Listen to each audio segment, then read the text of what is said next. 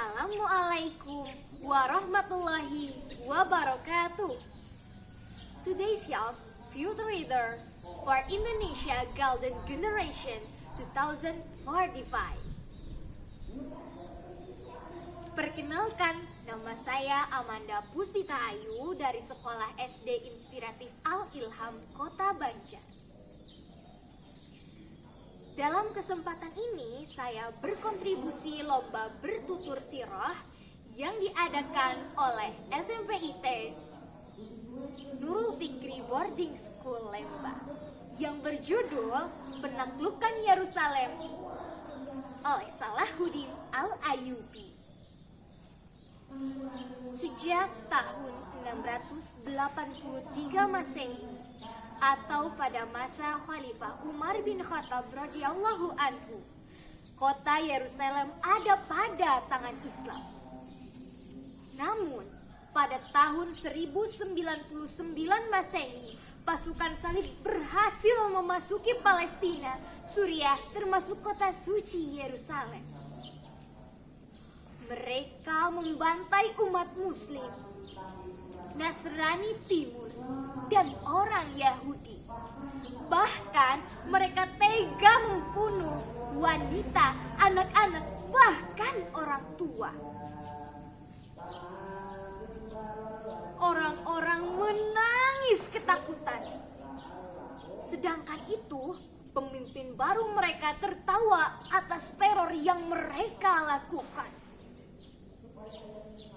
Namun Allah menghancurkan kesombongannya melalui seorang pemuda yang menjadi pahlawan Islam. Dia adalah pejuang yang sangat dirindukan, berjiwa mulia, yang namanya mengguncangkan dunia. Pemuda itu bernama Salahuddin Al-Ayyubi.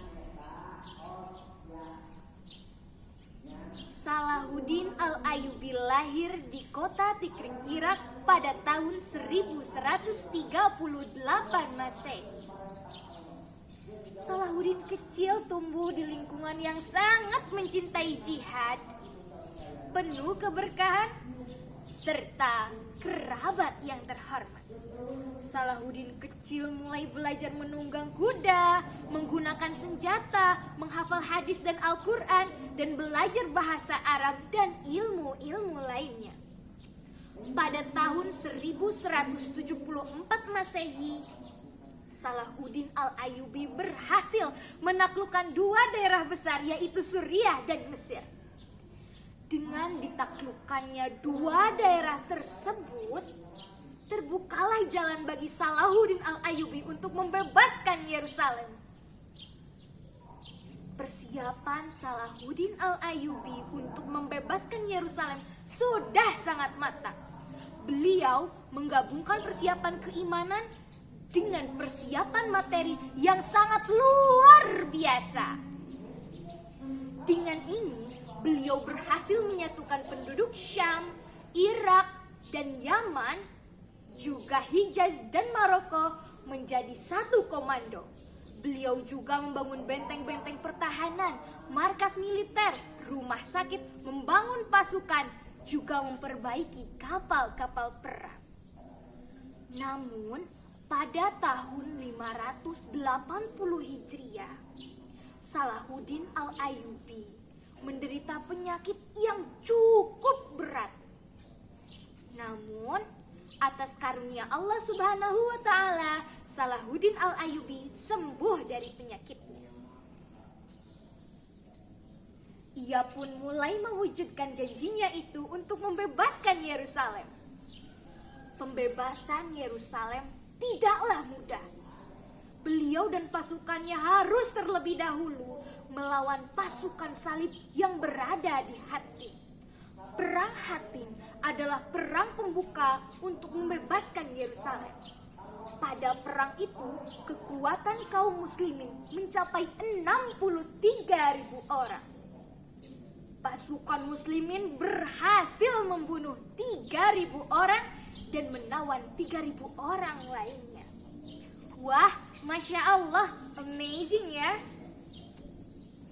Setelah menguras tenaga pada perang itu, akhirnya mereka pun tiba di Al-Quds, Yerusalem.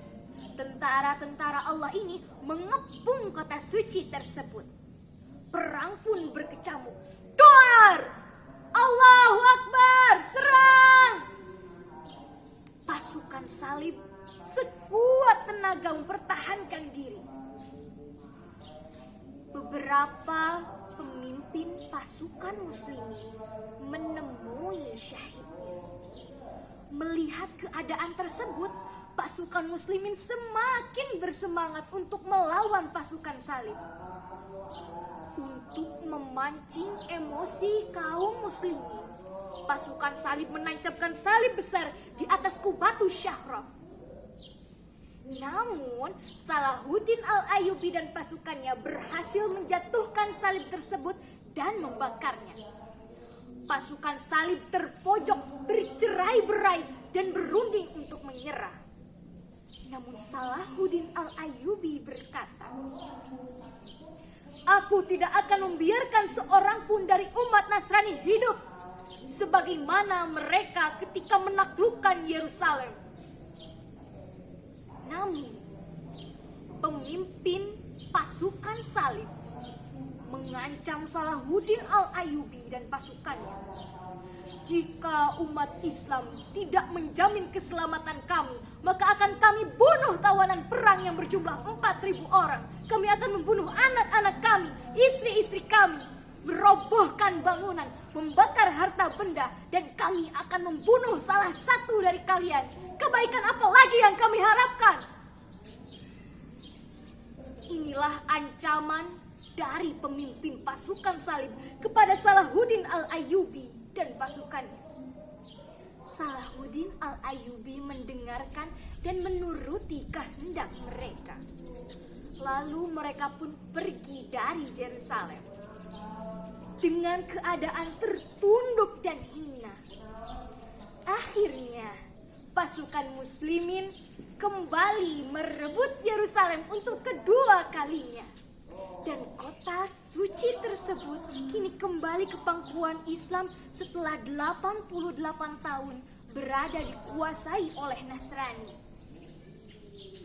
Salahuddin Al-Ayyubi wafat pada usia ke-55 tahun.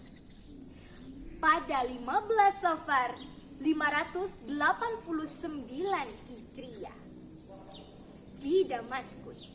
Semoga Allah Subhanahu wa Ta'ala senantiasa meridhoinya dan membalas semua jasa-jasanya. Amin ya Rabbal Alamin. Nah teman-teman, itulah kisah penaklukan kota Yerusalem oleh Salahuddin Al-Ayyubi. Dari kisah tersebut kita dapat mengambil 3 ibrah. Yang pertama, Allah Subhanahu wa Ta'ala adalah penolong dan penjaga setiap hamba yang berada di jalannya. Yang kedua, janganlah kita lelah terhadap perjuangan yang kita lakukan, karena peristirahatan seorang muslim adalah surganya Allah.